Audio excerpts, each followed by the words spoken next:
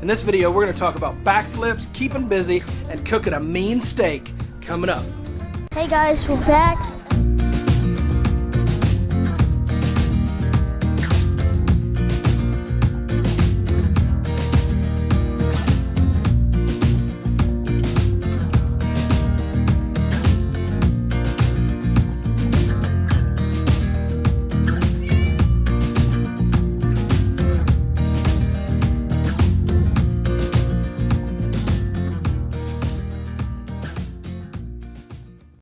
One thing about living in an RV, not much different than a home really, is when the walls start caving in, man, it's just good to kind of change it up. It's good to get out and go see something you haven't seen in a while, or go to a place or a restaurant that you haven't been in a while, and just kind of, change the scenery.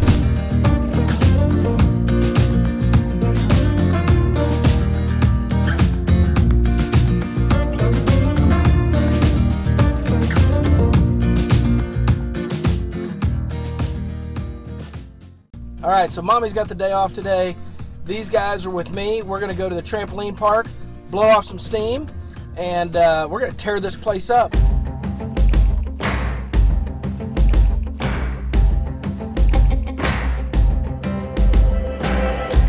We all fall down, we get banged up, but the scars show what we're made of.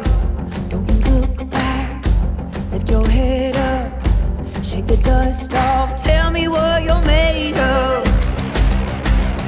I can't hear you, I can't hear you. Breath in our lungs, beating our heart. Lift up your voice, you got something to say. It's a brand new day. It's a brand new day.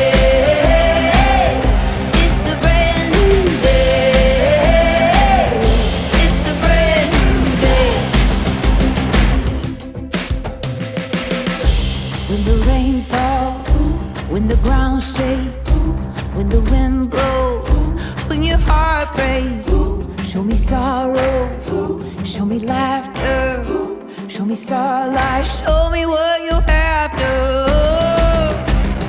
I can't hear you, I can't hear you. Breath in our lungs, beating our hearts. All right. So today we're going to talk a little bit about change, because we certainly know a lot about change. So, Okay, first of all, yeah, you told me I looked homeless. just a moment ago.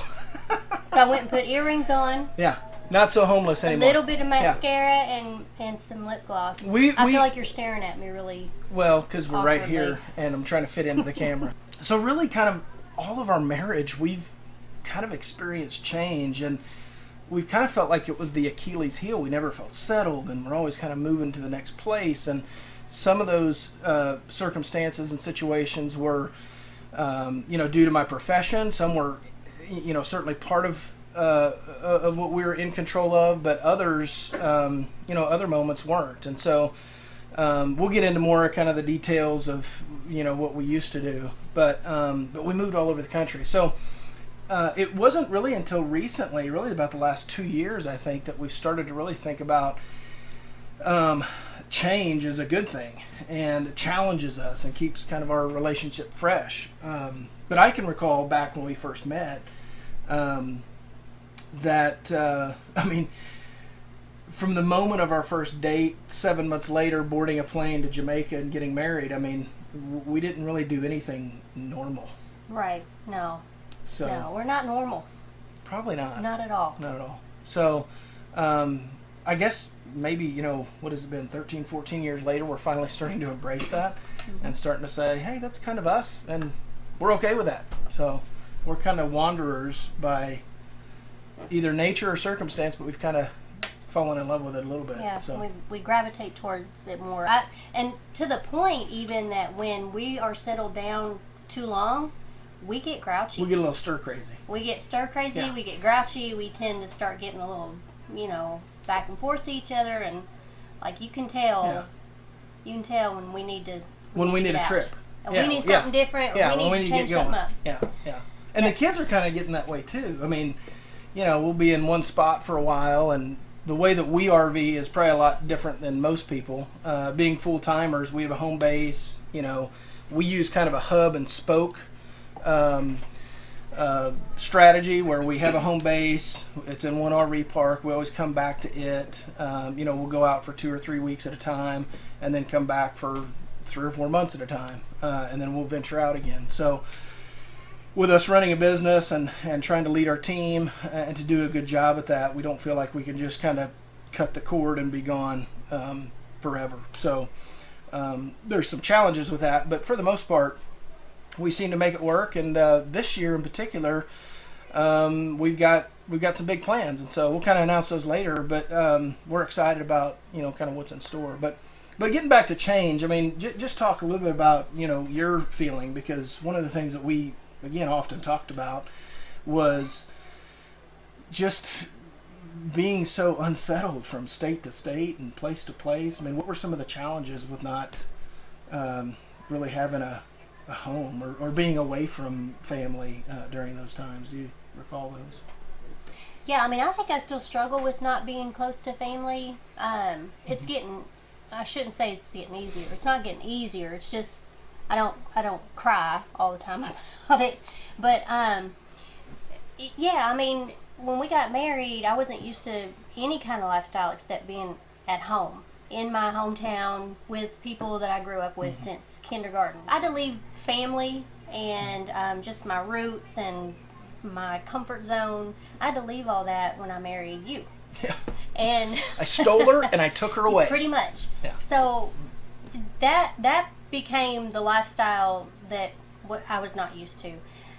But it became a lifestyle that we just kind of morphed into this, we can't sit still now. So now we want to go all over the place. So I was in college athletics. I was a college football coach for almost 20 years, and that was kind of all that we knew. And we didn't get married until we were 27, and so we were kind of. We were 28. Oh yeah. We met at 27, got married at 28, but we didn't have a clue kind of what was in front of us in terms of stability or instability or moving or whatever. And I loved my profession. I loved coaching. It was everything a part of me. It was in my DNA, and that's all I ever wanted to do. And so part of that lifestyle, if you're not familiar with it, is as you're trying to develop your career, rather than staying in one company climbing the ladder, in many cases for coaches, you take a new job and then that's a promotion, and then you take another job and that's a promotion. But in the midst of that too is change due to success or lack of success. And so if you're part of a staff that has a turnover in the head coach, then you're kind of at the mercy of that change. And so in the midst of, again, almost 20 years of coaching, that happened both positively and negatively for us in a variety of ways. I want to say that we had moved 7 times in 6 years at one point in our marriage, so you can kind of imagine how transient we felt for a while. Hopping from space to space and home to home and state to state, new friends, new relationship, it almost kind of created this dynamic for us that it kind of became who we are now. And so now sitting in one place is almost nerve-wracking for us, wouldn't you say? I mean, yeah. We like change, and we used to hate it, or at least maybe we didn't recognize the benefits of it, but now we've kind of embraced it. And so for us, we want a home, and we want our kids to play with the same kids in the same neighborhood and all that stuff. But for now, we've really found a huge benefit to kind of embracing this lifestyle and putting us out there in a little bit to where we can explore and adventure and most importantly, we're with our kids, we're with our families, we can experience that with them. So. And the way that we do this is. What do you call it? Hub and spoke? Yeah, hub and spoke. Yeah, so it's what I kind of mentioned earlier, but yeah. So like we have a grounded. What do we call this? An RV park. Yeah. I know, but what is it like when we're okay? So like we have a stationary. Stop. All right. So we have a stationary spot, and so what we do is this is where the kids have grown to have friends, and this is where we rented a house, so we kind of got involved in neighborhood stuff too, and then this is where we chose to get out of the house and move into the RV. So we've got some roots that are starting here, and so this is where we stay. But then, and we stay in an RV park.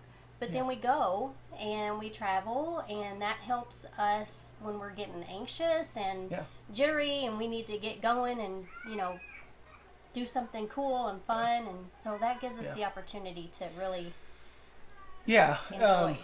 And I think one of the things that change, if you know, it depends on what lens you look through, right?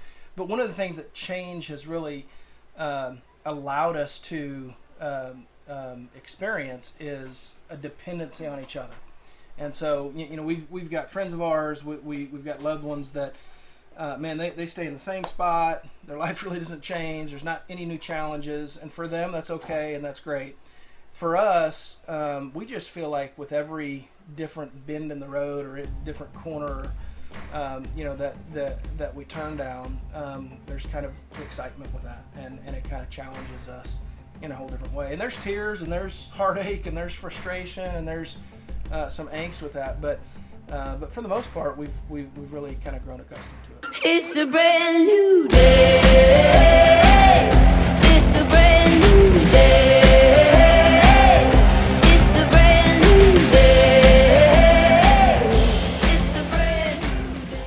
One of the benefits of being full time is this is our home, and so you know, when it comes to raising our kids and the experiences that we're trying to provide them, we really feel like it's kind of been really since day one, it's kind of been a new adventure around every corner. I mean, and they've really responded well. We thought there'd be some major adjustment, but they kind of get into it too. They're kind of ready to go to the next spot. Yeah, totally. And like our daughter, she's 11 now, but she was 10 when we started this.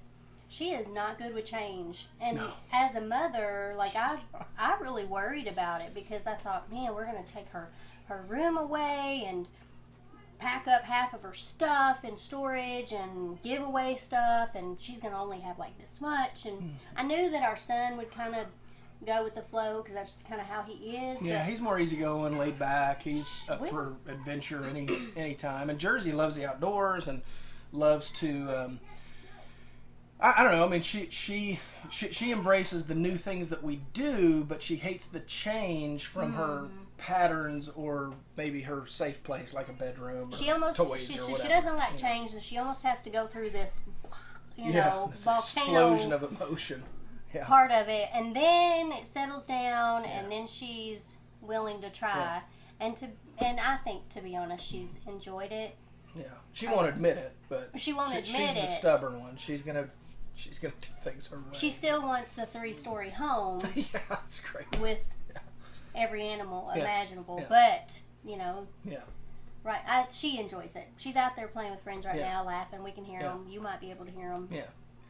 Yeah, it's been super good, and our so far we're really fired up to be able to provide the experiences to our kids while they're young. We know that as they get older, it's going to get busier and busier and busier, and so you know, there's the common saying that you only have 18 summers with your children to kind of maximize your experiences together, and you know, there's some truth to that, but the reality is you know, if you're an engaged parent, you know, you got more experiences than just the summers, but for us, I mean, part of the reason why we did this in the beginning was to be super engaged and share life moments with our kids while they're young. And so, you know, visiting Washington, D.C. and the Capitol and the history and all that stuff, we're looking forward to that. You know, going out west to Utah and Idaho and, you know, the national parks out there, we're looking forward to that. Last year we were able to go to Disney and share that with our kids, which is, you know, normally we would never be able to do anything like that, but because we wouldn't be able to afford it. Right, but because we live in an RV and it's less than, you know, a mortgage, we're able to pull it off, and it's been super fun. It's been great. It's a brand new day. It's a brand new day. It's a brand new day. It's a brand new day. When the rain falls, when the ground shakes, when the wind blows, when your heart breaks, show me sorrow, show me life. So what kind of steaks we got on the grill right now? Ribeye and New York strip. And a New York strip. All right, good. And which one is the ribeye? Can you point to it? Point to the ribeye. Oh, Daddy, those ones have more. And the last one is what? New York strip. A New York strip. All right, and which one is our favorite? Mine is Ribeye. ribeye. And why do we like the ribeye? Because the fat is squishy, and you can eat And it. that's where all the flavor comes from, right? Yeah, and the New York strip, the fat is actually really hard. Yeah, it's a little bit harder, and it's kind of on the side there. But the flavor, right? The best meat is right by fat. Right? And how do we like our steak? Kind of like what? Medium rare. Jersey, what about you? What What? steaks do you like? Any? Any steaks? All right. This is how we do steak. We don't mess around. Steak is like the crown jewel around here, and so when we cook, man, we go all out. We want to make sure that that everybody has their portion, if you know what I mean. So we got a little bit of green beans, a little bit of green bean action. Keep it simple. Little noodle, little pasta on the side. And then for the steaks, you just want to slap a little bit of butter right on top. Let that marinate a little bit. We just pulled them off the grill. They're resting. You know, to check and see if the steaks are done to your liking, you just kind of push down on them, use the finger test, and just see how tough or how soft they are. Obviously, the softer, they're going to be more of the medium rare, about the same pressure or the same softness as your thumb. That's how we do it. It's going to be good. So let's cut one of these open. Let's see how we did. We're kind of a medium rare family. Jenny likes hers a little bit more medium well. Sometimes she doesn't get a choice because that's just the way we cook them around here. Cash man, come down here. Let's cut this steak. All right. Cutting board. Yeah. Oh, sorry, Cujo. Come on. So excited. I'm sorry. Excited. Doing the happy dance. All right, let's try this one. I think this one right here is going to be a good medium to medium rare. Okay. Is that the ribeye? That's the ribeye, buddy. Okay, that's the New York strip. That's the strip. My That's mouth is watering right now. I know. I'm gonna let you try it first, okay? You ready? Yeah. We already know what it tastes like. Oh, I know, but let's cut this thing open. Let's see what she looks Cut like. your finger, please. Oh yeah! Look at that. So That good. is the real deal. Man, you can't get any better than that. And then we'll make our little au jus to dip it in. Here, I'm gonna give you each a little bite. Cash will give you the fatty part right there. Hold on, Who salt. just I'll put purring? salt on it. Duh. Hurry up. Okay, we're all gonna try it at the same time. Here we go. A little bit of salt. What about Mama? No, she don't need to try it. She's holding the camera. Mama? Okay. I want this one. Toast. No. Boom. Boom. Boom, boom. Here we go. Mm. Oh, so salty. Yeah, you can have that. Well done. Nice job. Nice job. High five. No. She just left me hanging. All right. So, so that's how we do it. Now, real quick, while I got you on camera, I'm going to show you how we make our little au jus sauce that we can kind of dip the steak in. Now, I'm a believer that you don't need a sauce for any good steak. So what we do is we just kind of take the juices and then put it together and make our own little kind of au jus. So it's more of the just more of the good stuff. Okay, so here's how we do this. Take a little bit of Worcestershire. Okay. We're gonna, about a teaspoon We're going to take all those juices, all those yummy, yummy juices from the steak. The butter and the juice. Make a big old mess with it. I'll lick it. I'll lick it off. No, you're not going to lick the counter. And then add a little bit of salt. Buddy. Add a little bit of pepper. I don't care. And then, hold on.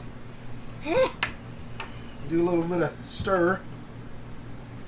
Watch out, dude. I don't want to cut you. And then we divvy it up. I'm going to pour some in there. And right there, that is the real deal. I get this. Bam. Try that. Dip it. Oh, Dip it. yeah. That's the good stuff. I soak mine in.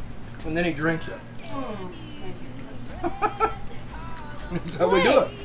Who said you couldn't cook steak in an RV, huh? It's a brand new day. It's a brand new day. It's a brand new day. It's a brand new day. Hey, if you found this video helpful, leave us a comment below. If we can answer any more questions for you or if we can guide you in any way, we'd love to be able to do that. Also, hit the little bell icon to be notified of all of our future videos and give us a thumbs up if you like it. And we'll see you next week in our next episode.